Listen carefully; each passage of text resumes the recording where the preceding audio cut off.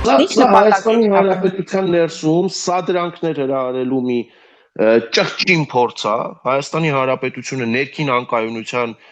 շրջան տեղափոխելու ճղճին փորձ է, ուստի այստեղ Հայաստանի Հանրապետությունում իրավապահ համակարգը, վարչապետը, որի ուղիղ ենթակայության տակ են գործում առանձին իրավապահ մարմիններ, պետք է ամեն ինչ անեն, որ սա կանխարգելվի։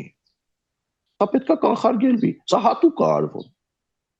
արվում։ Եվ ի վերջո, ես իզուր չեմ լսում անընդհատ չինական դոգերի առկայության մասին։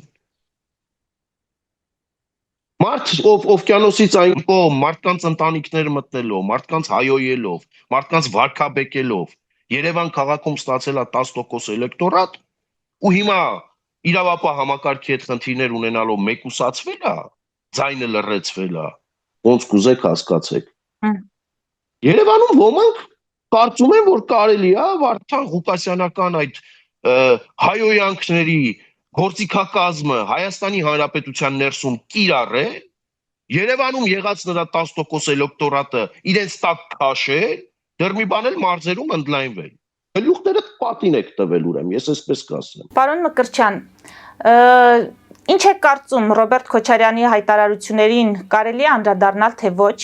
որովհետև այդպիսի կարծիքներ են հնչում, որ նա այս պահին այն քաղաքական ֆիգուրը չէ, որի հայտարարությունները պետք է քննարկել, մեկնաբանել, բայց սրանով հանդերձ ամեն դեպքում այդ մարդը հայտարարություն է արել, որ հայերի, հայկական իշխանությունների կողմից է հրահրվել Արցախյան 44-օրյա պատերազմը եւ մենք հրահրել ենք, սադրել ենք, անպագորգոր հայտարարություններ ենք արել, ինչն էլ առիթ է տվել, որպեսզի Ադրբեջանը հարձակվի։ Դուք ինչպես եք գնահատում, ինչ խնդիր է լուծում Ռոբերտ Քոչարյանը իր այս հայտարարությամբ։ Իրականում ես միշտ չի որ Ալբանիայի ներկայացուցիչների արտահայտած մտքերը վերլուծում եմ, ինչու այդպես, որովհետև նախ Տեր-Պետրոսյանը այդպիսի մի թեզ անետել դաշտ եւ այդ տեսանյութը բոլորս ենք տեսել։ Հարցին հայրմերը գիտես հայ ես թե հայ չես, ալբանացի եմ պատասխանն ստացել։ Երկրորդ դա գալիս է հաստատելու իր վերջին արած հայտարարությունը, դուք ինքներդ շնորհակալ եմ, որ բառացի ցիտեցիք Քոչարյանին։ Ասում է պատերազմը հրահրվել է Հայաստանի եւ հայերի կողմից։ Հայկական իշխանությունների կողմից։ Հայկական իշխանության եւ հայերի կողմից։ Այդ ներողություն էլի սեփական ժողովրդի հետ երկրորդ, երրորդ, չորրորդ, հինգերորդ դեմքով է խոսում Քոչարյանը։ Այնքը որ ազգի ներկայացուցիչ է։ Եվ մի բան էլ հավելեմ, որ այսպիսի հայտարարություն աշխարհում երկու մարդ կա, որ անում է։ Հստակ երկու անձնավորություն կա։ Դա մեկը Ադրբեջանի նախագահ Հեյդար Ալիևի որդի Իլհամ Ալիևն է,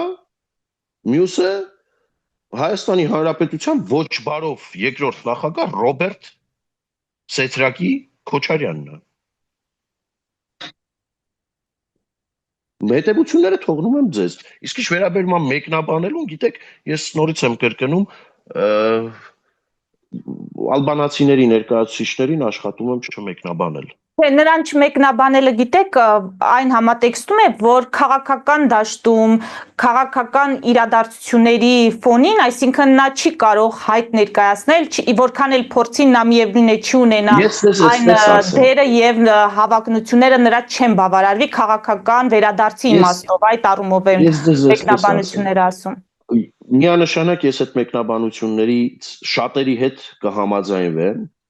եւ 2026 թվականին քանի գնայի մոտենանք դուք ինքներդ նաեւ դրանում կհամոզվեք, որ Սերժ Սարգսյան, Ռոբերտ Քոչարյան զույգը գուցե ընտրություններին իրենց դեմքով չմասնակցեն։ Այսպես Ռուսաստանից բերված վարձու ակտիվիստներ,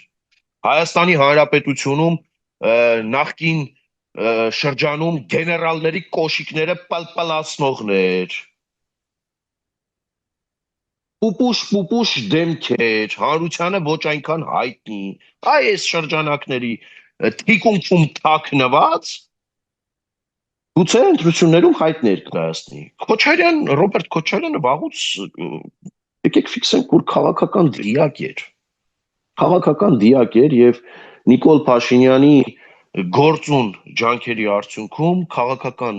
դիակի կարգավիճակից վերածվեց քաղաքական գործոնի։ Նույնը Սերժ Սարգսյան։ Ձեզ թվում է իրանք չեն հասկանում, որ ընտրություններում վերարտադրվելու կամ նույն այդ ընդդիմադիրների աշխատավարձով Նիկոլի մոտ ընդդիմություն աշխատելու այդ մանդատները ստանալու հնարավորություն ուղղակի չունեն իրենց դեմքով։ Եվ սրա մեջ կա ճշմարտություն, որ Գյումրիի օրինակով Հայաստանի Հանրապետության քաղաքացիներին պետք է մոլորեցնեն, ստանան կոնսենսուս-1, կոնսենսուս- Նիկոլ Փաշինյան իրավիճակ կամ քաղաքացիական պայմանագիր իրավիճակ եւ Գյումրիի օրինակով Հայաստանի Հանրապետությունում իշխանությունը զավթեն, իսկ Գյումրիի օրինակով իշխանությունը զավթելու պարագայում սիրելի հայրենակիցներ դուք շատ լավ կարծում եմ պատկերացնում եք, որ թե ինչ է տեղի ունենալու մեզ հետ։ Միութենական պետություն, գուբերնիա, դե այդ գուբերնատորի պաշտոնի համար էլ կարան չգիտեմ ռոտացիոն սկզբունքով պայմանավորվեն մի կես սռոկը Ռոբերտ Քոչարյան, կես սռոկը Սերժ Սարգսյան, այս զույգը իրար մեջ բաժանեն, սա է լինելու։ Ու այս հիբրիդային գրողները, այս սադրանքները, այս պետության ներսում ցնցումներ հրահարելու փորձերը սրան է միտված։ Ու էլի գալիս եմ իրավապահ համակարգին։ Էլի գալիս եմ իրավապահ համակարգին, որովհետև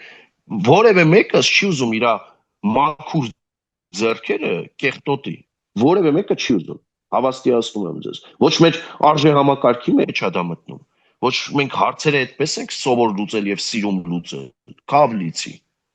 եթե երկրում կա իրավապահ գործող համակարգ, փառք ու պատիվ իրենց թող գնան գործեն, եթե այդ համակարգը կաղում է, հապաղում է, տեղում դոփում է, հանցավոր անգործություն է ցուցաբերում, արձագանքողի դերում է բացառապես,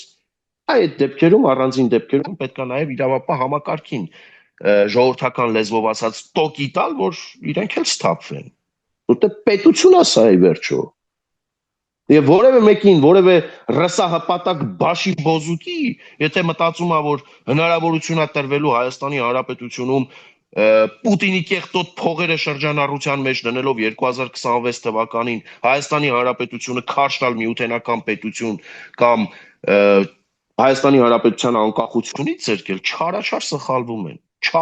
սխալվում են այստեղ իրենք։ Պարոն Մկրտչյան, ամեն դեպքում կխնդրեմ անդրադառնալ Եվրամիության հանձնակատարի Հայաստան սպասվող այցին, սրանից դուք կոնկրետ ակնկալիքներ ունեք։ Այցը թող լինի կհասկանանք, մինչև այդ այցը պետք է հասկանանք Նիկոլ Փաշինյանը ինչ է որոշում եւ ինչ կանի մայիսի 9-ի հետ կապված։ Այո, մայիսի 9-ի հետ կապված։ Ես ինքս խորը վերապահումներ ունեմ մայիսի 9-ի հետ կապված, կարծում եմ, որ չգիտեմ, այնտեղ Պակիստանի, Բելոռուսի, Ուզբեկստանի, Տաջիկստանի նորին գերազանցություն իզգոյացված Ռուսաստանի Դաշնության նախագահների կողքին ժողովրդավարական Հայաստանի Հանրապետության վարչապետը անելիք չունի։ Եվ սա կարող է հավելյալ անվտանգային ռիսկեր եւ սպառնալիքներ գեներացնել Հայաստանի Հանրապետության ուղղությամբ։ Էլի